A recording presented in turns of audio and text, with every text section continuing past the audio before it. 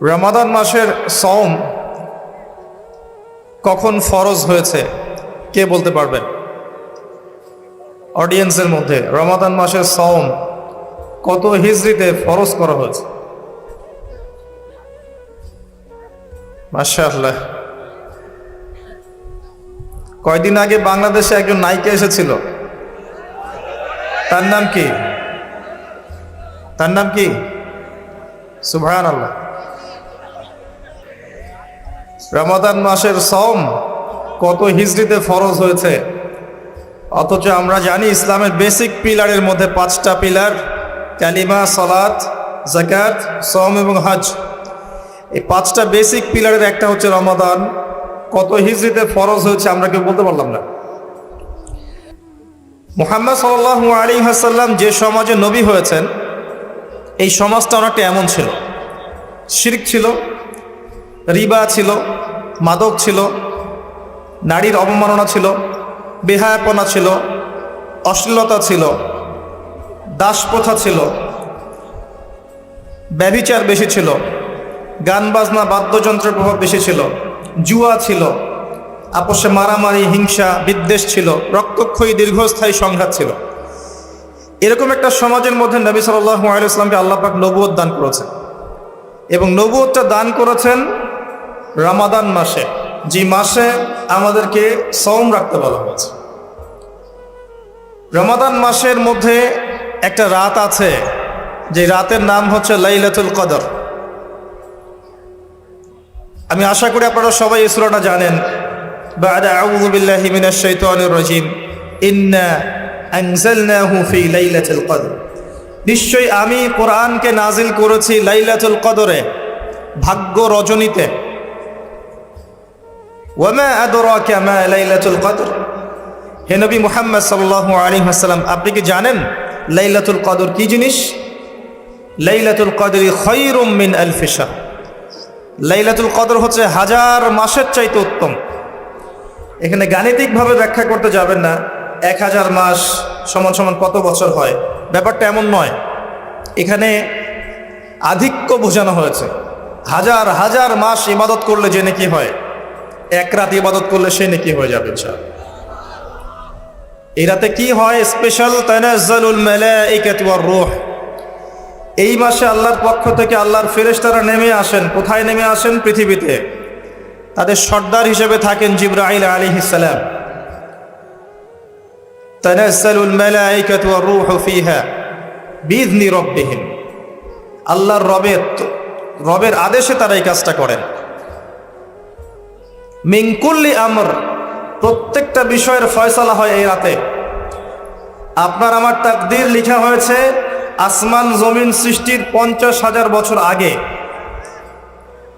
আপনার আমার তাকদীর লেখা হয়েছে আসমান জমিন সৃষ্টির 50,000 বছর আগে। আল্লাহ পাক সমস্ত সৃষ্টির তাকদীর লিখেছেন প্রথম দফায়। দ্বিতীয় দফায় তাকদীর লেখা হয়েছে যখন আমার আপনার রূহ আমাদের মায়ের গর্ভে ছিল 4 মাস 10 দিন বয়স। ওই সময় আল্লাহর পক্ষ থেকে ফেরেশতা আসেন, এসে লিখে দেন তার হায়াত, তার রিজিক, সে সৌভাগ্যবান না দুর্ভাগ্যবান। এরপর রূহটাকে ফুঁকে দেন, বাচ্চা নড়াচড়া শুরু করে। এর আগ পর্যন্ত পেটের মধ্যে বাচ্চা নড়াচড়া করে না। যখন রূহটা ফুঁকে দেওয়া হয়, তারপর থেকে বাচ্চা নড়াচড়া শুরু করে।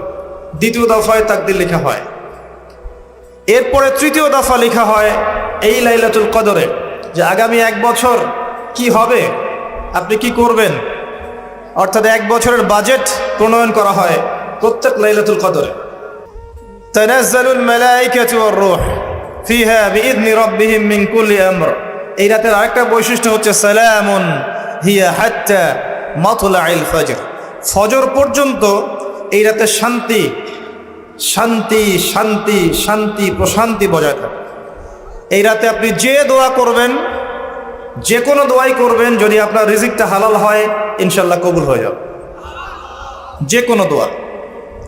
এই রাতে যারা ইবাদত করে দাঁড়িয়ে দাঁড়িয়ে, তাদের চতুর্দিকে ফেরেশতারা সমবেত হন, তাদের দোয়ায় তারা শরীক হন, তাদের জন্য দোয়া করতে থাকেন। ঠিক তখনই দেখবেন মুমিন বান্দার চোখ দিয়ে টপটপ করে পানি পড়া শুরু হয়েছে। আপনি ফিল করতে পারবেন যে আপনার দোয়া আল্লাহ কবুল করছেন। এই রাতের ইবাদতকে হাজার মাস দিয়ে গুণ করলেও কখনো সমান হবে না। একটা রাত ইবাদত করলে আপনি হাজার হাজার মাসের নেকি পাচ্ছেন। এই সুযোগটাকে ছেড়ে দেওয়া যায়? কবে এই রাত স্পেসিফিকলি বলা যাবে না, 27 তারিখেই স্পেসিফিকলি বলা যাবে না যে 21-এর রাতেই, 23-এর রাতেই বা 25-এর রাতেই, নির্দিষ্ট করে বলার কোনো সুযোগ নাই। নবী সাল্লাল্লাহু আলাইহি ওয়াসাল্লাম লাইলাতুল কদর পেয়েছেন এবং ওই রাতে বৃষ্টি হচ্ছিল। তিনি সেজদা করছেন, তার কপালের মধ্যে মসজিদে নববীর যে মাটি আছে এই মাটির কাদা লেগেছিল। তখন কিন্তু মসজিদ টাইলস ফিটিং ছিল না। নবী করিম সাল্লাল্লাহু আলাইহি ওয়াসাল্লাম বলেছেন, লাইলাতুল কদর আমি পেয়েছি, কপালে কাদা মাটি ছিল, বৃষ্টি হচ্ছিল। তার মানে ওই রাতে বৃষ্টি হতে পারে, ওই রাতে বৃষ্টি হতে পারে। লাইলাতুল কদরের আলামত রাতের বেলা বৃষ্টি হতে পারে। বৃষ্টি হয়েছে, তিনি নামাজ পড়েছেন, কপালের মধ্যে কাদা লেগেছিল। তিনি বের হয়েছেন, সাহাবীদেরকে বলবেন কোন রাতটা লাইলাতুল কদর, আজকে রাতটা লাইলাতুল কদর, এটা বলতে বের হয়েছেন। বের হয়ে দেখছেন দুজন মুসলিম আপোষে ঝগড়া করছে। লিসেন টু মি, দুজন মুসলিম আপোষে ঝগড়া করছে। আমরা বলি না যে মুসলিমদের মাঝে ইখতিলাফগুলো রহমত, আমরা বলি না? দুজন মুসলিম আপোষে ঝগড়া করছে। এই কাজটার কারণে আল্লাহ রাব্বুল আলামিন নবী সাল্লাল্লাহু আলাইহি ওয়াসাল্লামের হৃদয় থেকে এই কথাটাকে তুলে নিলেন। তিনি আর বললেন না এক্স্যাক্টলি কোন রাতে লাইলাতুল কদর ছিল, তিনি বলতেই বেরিয়েছিলেন যে কোন রাতে লাইলাতুল কদর ছিল। আমাদের ইখতিলাফের কারণে আমরা সেই নির্দিষ্ট রাতটাকে হারিয়ে ফেলেছি। তবে এর মধ্যেই খায়ের আছে, এর মধ্যেই কল্যাণ আছে। আরবিতে একটা প্রবাদ আছে, কুল্লু শার ইউজাদু ফিহিল খায়র, প্রত্যেকটা অকল্যাণের পিছনেই কোনো না কোনো কল্যাণ আছে। নির্দিষ্ট করে বলে দিলে আমরা বাকি রাতগুলো জাগতাম না। নবী সাল্লাল্লাহু আলাইহি ওয়াসাল্লাম এখন বললেন যে আমাকে ভুলিয়ে দেওয়া হয়েছে কোন রাত, তোমাদের ঝগড়ার কারণে। অতএব তোমরা শেষ দশকের বিজোড় রাতগুলোকে তালাশ করো। শেষ দশকের বিজোড় রাত বলতে 21-এর রাত, 23-এর রাত, 25, 27, 29, এই 5টা রাতের যে কোনো একটা লাইলাতুল কদর। এই রাতে ইবাদত করলে এত নেকি হচ্ছে, কারণটা কি? রাত আর দিন কি ডিফারেন্ট কিছু? প্রত্যেক রাতেই কিন্তু আল্লাহ পাক প্রথম আসমানে নেমে আসে, প্রত্যেক রাতে। শুধু শবে বরাতের রাতে নয়, শুধু নিসফে শাবানের রাতে নয়, কিন্তু প্রত্যেক রাতেই আল্লাহ পাক প্রথম আসমানে নেমে আসেন। তিনি কিভাবে নেমে আসেন এটা ব্যাখ্যা করার দরকার নেই আমাদের। আল্লাহ পাক বলেছেন নেমে আসি, বাস আসি। আল্লাহ নেমে আসেন, ব্যাস নেমে আসেন। নেমে এসে আল্লাহ পাক কি বলেন? আল্লাহ পাক 3টা কথা বলেন। রাতের শেষ অংশ, রাতকে ভাগ করেন। যদি 6টার সময় রাত শুরু হয়, রাত কিন্তু রাত 12টায় শুরু হয় না, সূর্য ডুবে গেলেই রাত শুরু হয়, এটাই ইসলাম। এখন 6টা থেকে আপনি এই 5টা পর্যন্ত সময়টাকে 3 ভাগে ভাগ করেন। শেষের অংশ ধরে নেন যে 1টা থেকে 5টা, কথার কথা আমি এস্টিমেট করলাম। এই সময়টুকুতে আল্লাহ রাব্বুল আলামিন কাছে নেমে আসে প্রথম আসমানে, অর্থাৎ তার রহমত নিকটবর্তী হয় এবং তিনি আহ্বান করতে থাকেন 3টা জিনিস। 1, কে আছো আমার কাছে কিছু চাইবে, যা চাইবে আমি তাই দিব। 2, কে আছো আমার কাছে ক্ষমা চাইবে, আমি তোমাকে মাফ করে দেব। 3, কে আছো আমাকে ডাকবে, আমি তোমার ডাকে সাড়া দেব। মানে এই সময় আপনি যা চাইবেন ইনশাআল্লাহ, আপনার আকীদায় যদি শিরক না থাকে, আমলে যদি বেদাত না থাকে এবং আপনার রিজিক যদি হালাল হয়, ইনশাআল্লাহ তাআলা আপনার দোয়া কবুল করা হবে। আল্লাহ পাক প্রত্যেক রাতেই নেমে আসেন। তাহলে লাইলাতুল কদরকে এত স্পেসিফিকলি ইম্পর্টেন্স দেওয়ার কারণ কি? একটাই কারণ, মনে রাখবেন, লাইলাতুল কদরকে মর্যাদামণ্ডিত করার এবং রমাদান মাসকে শ্রেষ্ঠ মাস মর্যাদামণ্ডিত করার একটা কারণ, only one reason behind it, সেটা হচ্ছে এই মাসে এবং এই রাতে আল কোরআন নাযিল হয়েছে। কথা কি বুঝতে পারছেন? কোরআন নাজিলের কারণেই এই মাসটা মহামান্বিত, কোরআন নাজিলের কারণেই এই রাতটা সম্মানিত। ইন্না আনজালনাহু ফি লাইলাতুল কদর। নবী করিম সাল্লাল্লাহু আলাইহি ওয়াসাল্লাম যখন এই জাহিলি যুগে বাস করছেন, এই লাইলাতুল কদরে রমাদান মাসে আল্লাহ পাক কোরআন নাজিল করলেন। কি জন্য নাজিল করলেন? কারণ এই সমাজটাকে পরিবর্তন করার জন্যে, সমাজের জাহিলিয়াতগুলোকে দূর করার জন্যে নবী করিম সাল্লাল্লাহু আলাইহি ওয়াসাল্লাম প্রচণ্ড ফিকির করতেন। কি করা যায়, কি করলে মানুষগুলো শিরক ছেড়ে দিবে, কি করলে সুদ বন্ধ হবে, কি করলে মাদক থেকে মানুষ দূরে থাকবে, কি করলে নারীর সম্মান বৃদ্ধি পাবে। তিনি ভাবতেন কিভাবে গোত্রীয় হানাহানি বন্ধ করা যায়, তিনি এগুলো ভাবতে থাকতেন। হেরা গুহায় বসে তিনি এগুলো ভাবতেন কি করা যায়। যুবক বয়সে তিনি হিলফুল ফুজর তৈরি করেছেন এগুলো সমস্যা দূর করার জন্য, কিন্তু পরিপূর্ণরূপে সফল হয়েছেন বলতে পারি না আমরা, কারণ তখন ওহী আসেনি। এই ভাবতে ভাবতে ভাবতে ভাবতে একদিন এক রাতে তার কাছে আল্লাহর পক্ষ থেকে কোরআন নাজিল হলো। সূরা আলাকের প্রথম 5টা আয়াত, বিসমিল্লাহির রহমানির রহিম, ইকরা বিসমি রাব্বিকাল্লাযী খালাক। পড়ুন আপনার রবের নামে যিনি আপনাকে সৃষ্টি করেছেন। খালাকাল ইনসানা মিন আলাক, যিনি মানুষকে সৃষ্টি করেছেন জমাট বাঁধা রক্তপিণ্ড থেকে। আমরা সবাই জমাট বাঁধা রক্তপিণ্ড ছিলাম মায়ের পেটে। আজকে আমরা আল্লাহর দ্রোহী হয়েছি, কিন্তু আমরা পেটের মধ্যে এতটুকু জমাট বাঁধা রক্তপিণ্ড ছিলাম। সূরা ইয়াসিনের মধ্যে আল্লাহ পাক এই কথাটা বলেছেন, তোমাদেরকে তো নুতফা থেকে সৃষ্টি করেছি, ফাইযা হুয়া খাসীমুম মুবিন, যখন সে বড় হয়েছে সুস্পষ্টভাবে আল্লাহর বিরুদ্ধাচরণ করছে। আমি যে কথা বলছিলাম, কোরআন নাজিল হয়েছে লাইলাতুল কদরে। এখন এই কদরের রাতকে ইবাদতের জন্য খাস করে নিতে হবে। শেষের দশক এবং বিজোর রাত 21, 23, 25, 27, 29। বলছিলাম রমাদান মাস এবং লাইলাতুল কদরকে সম্মানিত করা হয়েছে একটা কারণেই, কারণ এই মাসে এই রাতে আল কোরআন নাজিল করা হয়েছে। এটাই কারণ। কোরআন কখন নাজিল হলো? যখন সমাজে সুদ আছে, মদ আছে, জেনা আছে, ব্যভিচার আছে, শিরক আছে, এরকম সমাজে প্রথম রমাদান মাসে এটা নাজিল হয়েছে। আল্লাহ পাক সূরা বাকারায় বলছেন, শাহরু রমাদানাল্লাযী উনজিলা ফীহিল কুরআন, রমাদান সেই মাস যেই মাসে কোরআন নাজিল করা হয়েছে। কি জন্য নাজিল করা হয়েছে? হুদাল লিন্নাস, এই কোরআন হচ্ছে মানব জাতির জন্য হেদায়াত, নট অনলি ফর মুসলিমস। এটা শুধু মুসলিমসদের জন্য হেদায়াত নয়, হুদাল লিন্নাস, পুরো মানব জাতির জন্য হেদায়াত। কোরআনে ইহুদির জন্য হেদায়েত আছে, খ্রিস্টানের জন্য আছে, অমুসলিম হিন্দুদের জন্য আছে, সবার জন্য কোরআন। এটা সাম্প্রদায়িক কোনো কিতাব নয়, এটা টোটালি অসাম্প্রদায়িক একটা বই। আল কোরআন যে কেউ পড়তে পারে। এটা কারো পৈতৃক সম্পত্তি নয় যে একটা শ্রেণীর মানুষই পড়বে বাকিরা পড়বে না, সবাই পড়বে ইনশাআল্লাহ তাআলা। এটা আল্লাহর কিতাব, আল্লাহর কালাম। হুদাল লিন্নাস ওয়া বাইয়িনাতিন মিনাল হুদা, এটা হচ্ছে সত্য মিথ্যার মানদণ্ড। বাইয়িনাত, সুস্পষ্ট মানদণ্ড। আর কি ওয়াল ফুরকান, প্রমাণ, হুজ্জাত, দলিল। এটা আল্লাহ পাক কোরআন সম্পর্কে বলছেন।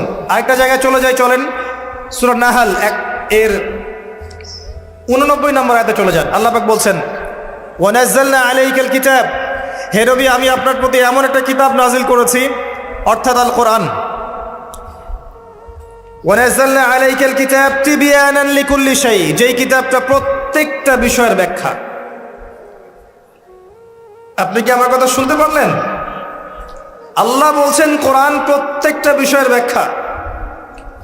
আপনার ব্যক্তি জীবন এখানে আছে, আপনার ব্যবসায়িক জীবন এখানে আছে, অর্থনৈতিক জীবন এখানে আছে, পারিবারিক জীবন এখানে আছে, সামাজিক লাইফ এখানে আছে, সব কিছু আছে। তিবিয়ানান লিকুল্লি শাই, প্রত্যেকটা বিষয়ের ব্যাখ্যা এখানে আছে।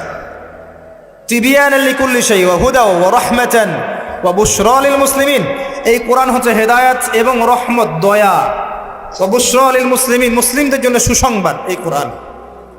শুরুতে আছে আলিফ লাম মিম যালিকাল কিতাব লা রাইবা ফিহ, এটা এমন একটা কিতাব যেই কিতাবের মধ্যে কোনো সন্দেহ নাই। কোন লেখক বলতে পারে আমার বইয়ের মধ্যে কোনো সন্দেহ নাই? সন্দেহের কোনো অবকাশই নাই। লা রাইবা ফিহ হুদাল লিল মুত্তাকিন, মুত্তাকিদের জন্য এটা হেদায়াত। মুত্তাকি কারা? আল্লাযীনা ইউমিনুনা বিল গায়ব, যারা অদৃশ্যে বিশ্বাস করে। ঈমানের 6 পিলার সবই অদৃশ্য নয় কি?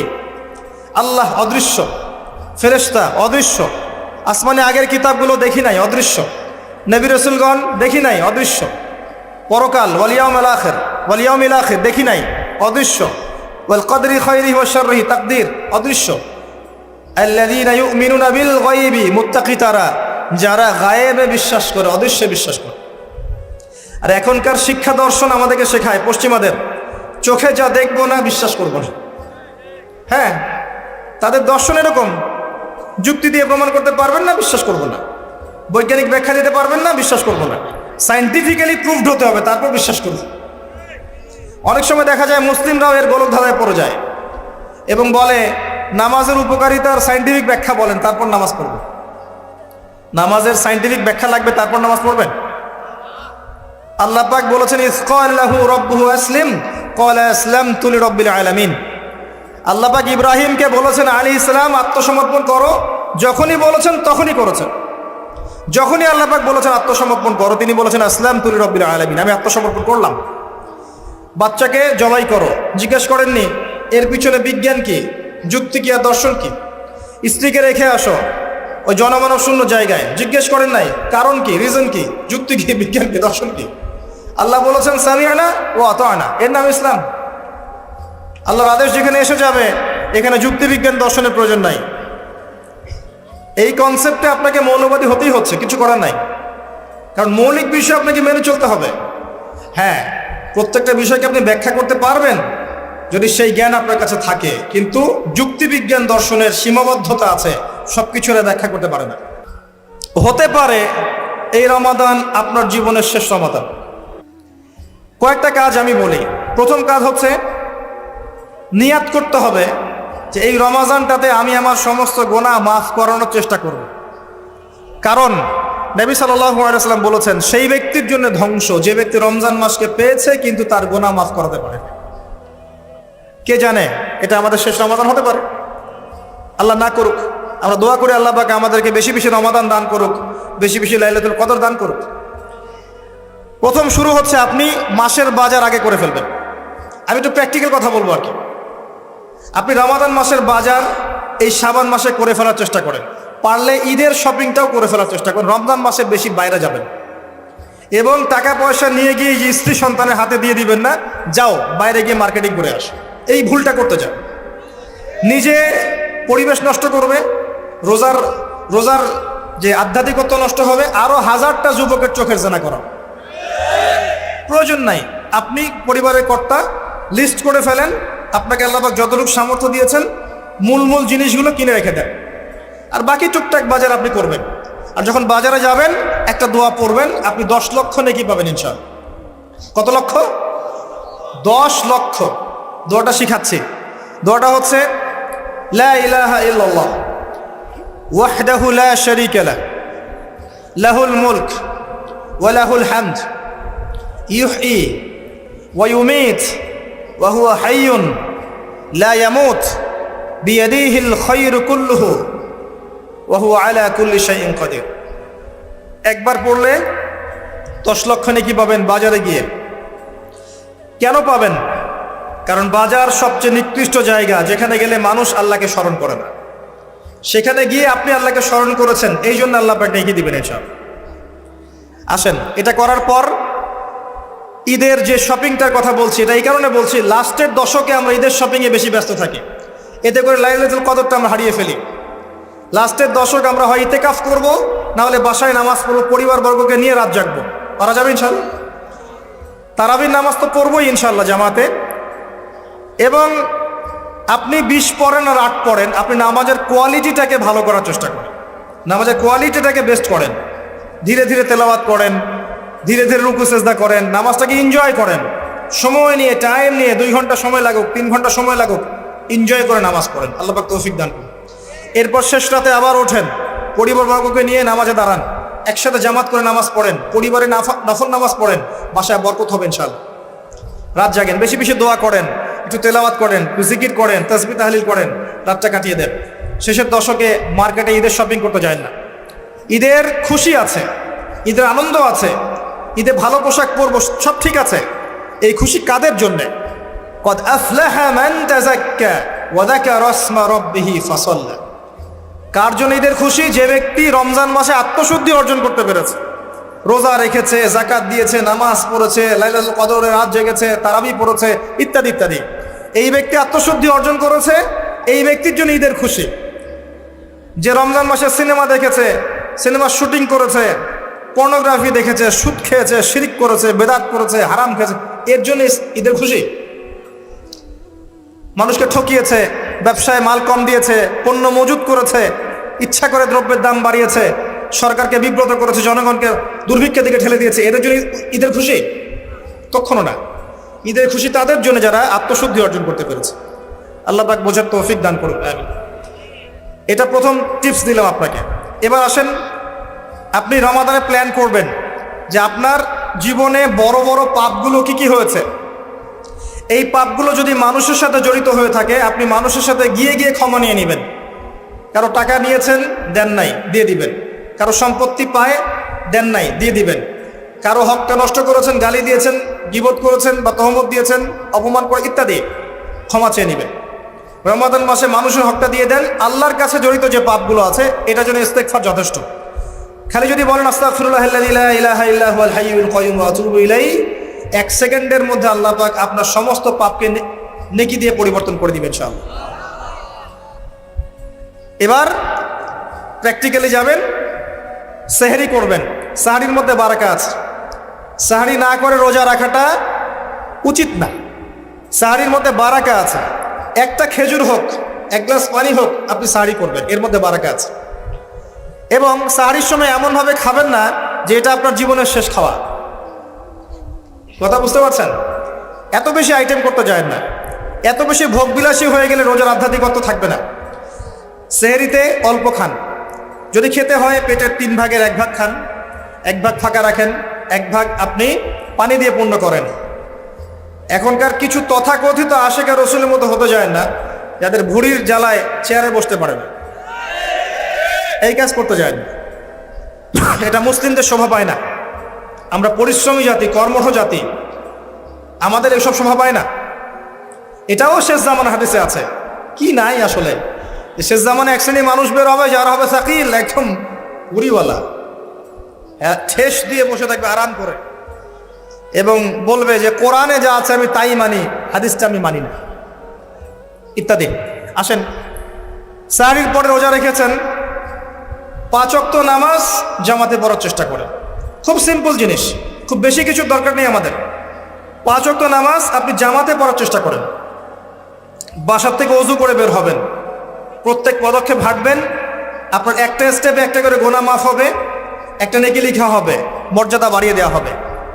একে 10 দিয়ে গুণ করা হবে, রমজান মাসে আরো 70 দিয়ে গুণ করা হবে ইনশাআল্লাহ। ফজরের নামাজটা জামাতে পড়লেন, নামাজটা জামাতে পড়ার পর আপনি বসে থাকবেন, কিছু সময় জিকির আজগার তাসবিহ তাহলিল করবেন। পারলে 1 পারা করে কোরআন তেলাওয়াত করবেন। রমাদান মাসে প্রত্যেক দিন 1 পারা করে কোরআন তেলাওয়াত করার চেষ্টা করবেন। 30 দিন 30 পারা। রমাদানে অ্যাটলিস্ট একটা খতম করা যাবে, অ্যাটলিস্ট একটা খতম চেষ্টা করা যায় না ইনশাআল্লাহ।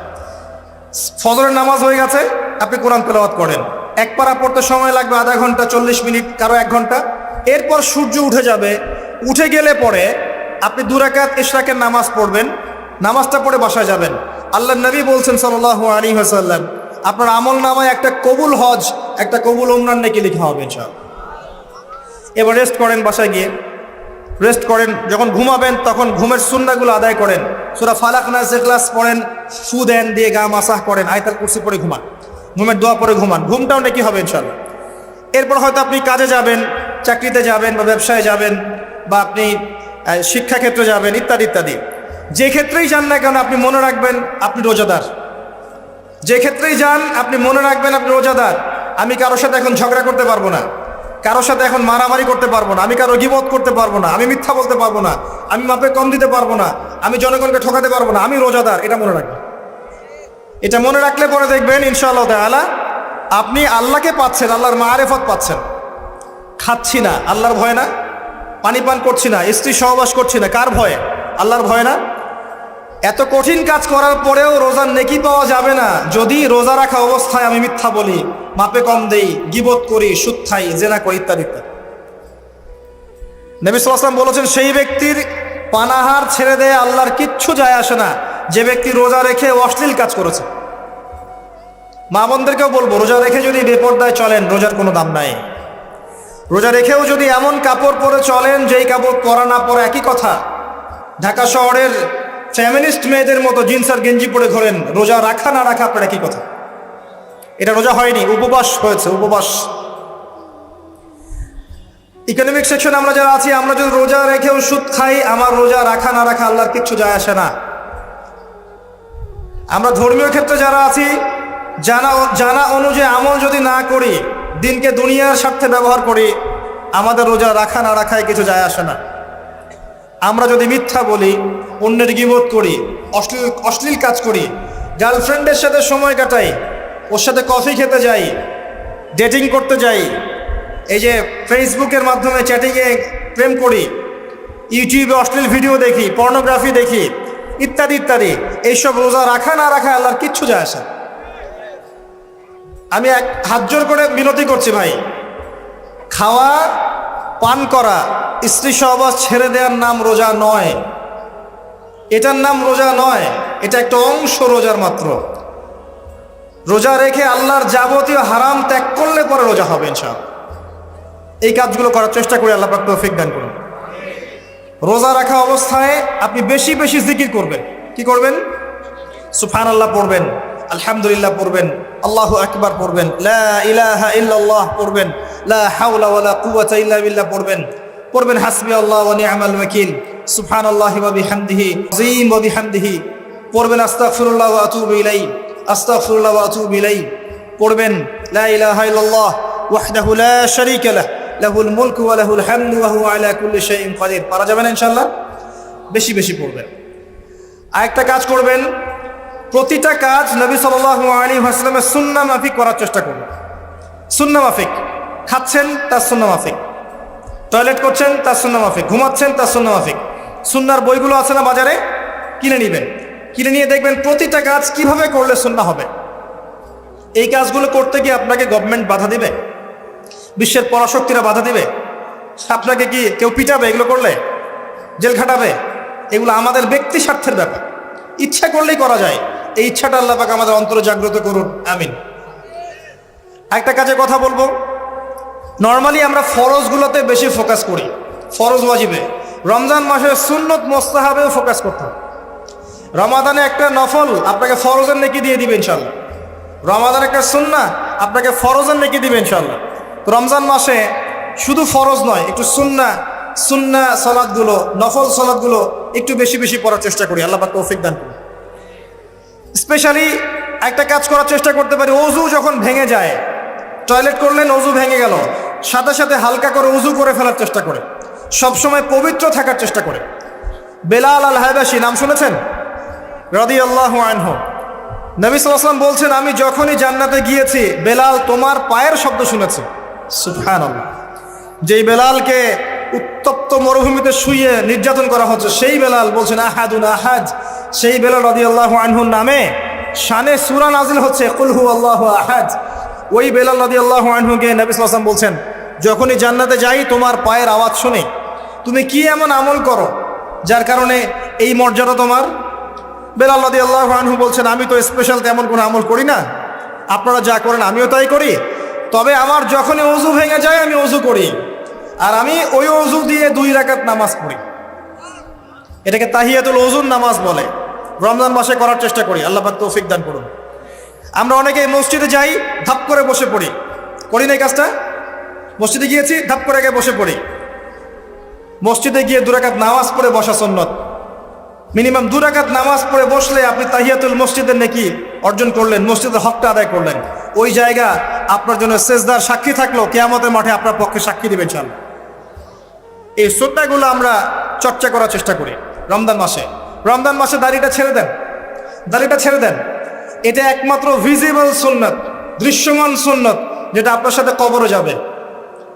যখন কাফন দেয়া হবে তখন দেখা যাবে না আমার সাথে আর কোন কোন সুন্নাহ আছে, এই একটা সুন্নতই দেখা যাবে আমার সাথে কবরে যাচ্ছে।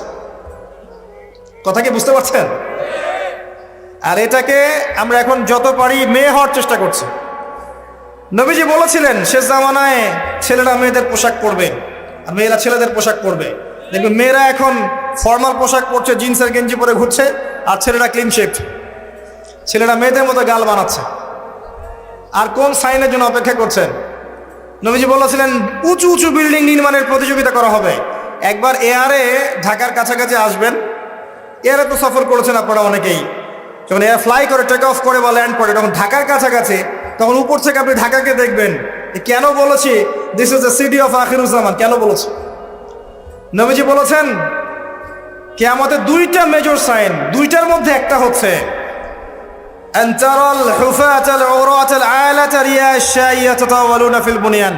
যখন সমাজের দরিদ্র শ্রেণীর মানুষেরা, যাদের পায়ে স্যান্ডেল ছিল না, গায়ে কাপড় ছিল না, এরা উঁচু উঁচু বিল্ডিং নির্মাণের প্রতিযোগিতা করতে থাকবে, তখন কিয়ামতের অপেক্ষা করতে থাকবে।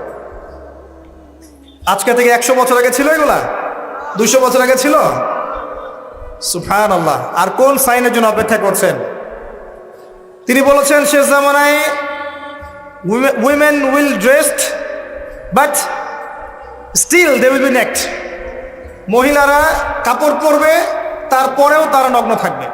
আপনি ঢাকার শপিং মলে যান, আপনি দেখেন আর কোন সাইনের জন্য অপেক্ষা করছেন? শুধু ঢাকা কেন, গ্রামগঞ্জে ছড়িয়ে পড়েছে এগুলো, এখন গ্রামেও ছড়িয়ে পড়েছে। গ্রামে আরো বেশি দেখা গেছে মাশাআল্লাহ। গ্রামে গিয়ে আমরা হতভাগ, সুবহানাল্লাহ। গ্রামের মেয়েগুলা, গ্রামের মেয়ে ঢাকা শহরের মেয়েকে পার করে ফেলেছে। বাদ দেন, ওইদিকে না যাই, ডিফারেন্ট টপিক। আমরা রমাদান মাসের সুন্নাহগুলো আমল করার চেষ্টা করি। তাহিয়াতুল মসজিদ আমল করার চেষ্টা করেন, তাহিয়াতুল ওযু আমল করার চেষ্টা করেন, বেশি বেশি জিকির করেন। এবার আসেন রমাদানে জাকাত হিসাব করবেন। জাকাত, আপনার জাকাত হিসাব করেন, কত টাকা জাকাত এসেছে। জাকাতের হিসাব জানেন তো? হ্যাঁ, 7.5 ভরি স্বর্ণ, রৌপ্য কত? 52.5 তোলা। আপনার এই চাষাবাদের ওসর আসে, ব্যবসায়িক পণ্য থাকলে, সঞ্চিত সম্পদ থাকলে সব কিছু হিসেব করে মুফতি সাহেব আছেন, কওমি মাদ্রাসার আলেমদের কাছে যাবেন, জাকাতের ক্যালকুলেশন করে নেবেন যে আমার এত টাকা জাকাত এসেছে। এভাবে জাকাতটা রমজান মাসে দিয়ে দেওয়ার চেষ্টা করুন।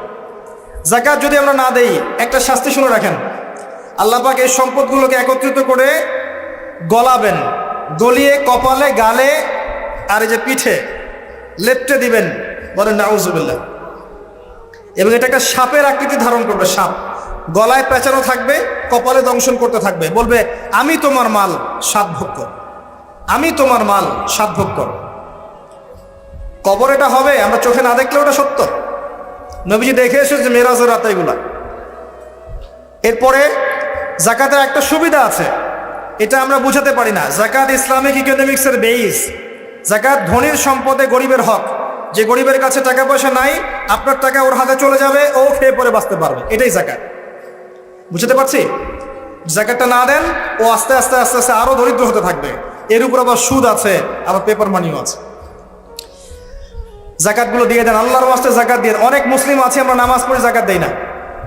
অনেক মুসলিম আছে জাকাত দেয় না, নামাজ পড়ে। জাকাত অস্বীকারীদের বিরুদ্ধে আবু বকর সিদ্দিক রাদিয়াল্লাহু আনহু যুদ্ধ করেছিলেন, এজ এ আমির, রাষ্ট্রের পক্ষ থেকে যুদ্ধ করেছিলেন। আল্লাহ পাক আমাদেরকে জাকাত আদায় করার তৌফিক দান করুন। ফসল থাকলে ফসল, এর ওসর আসবে, ওসর এটা দিয়ে দিবেন। সেচের পানিতে হলে এক হিসাব, আর আপনার বৃষ্টির পানিতে হলে এক হিসাব।